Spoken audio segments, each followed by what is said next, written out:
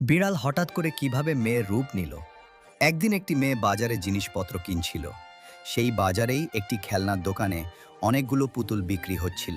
পুতুলগুলো দেখে মেয়েটি দোকানদারের কাছ থেকে একটি পুতুল কিনে নেয় এবং বাড়িতে নিয়ে গিয়ে নিজের বিছানার পাশে রেখে দেয়।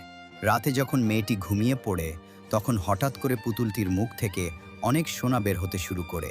সকালে ঘুম থেকে উঠে মেয়েটি দেখে তার পুরো ঘর সোনায় ভরে গেছে।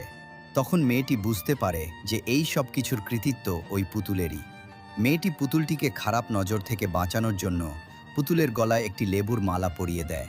কিন্তু কিছু সময় পরে পুতুলটি হাওয়ায় উড়তে শুরু করে এবং ধীরে ধীরে একটি তান্ত্রিকের রূপ নেয়।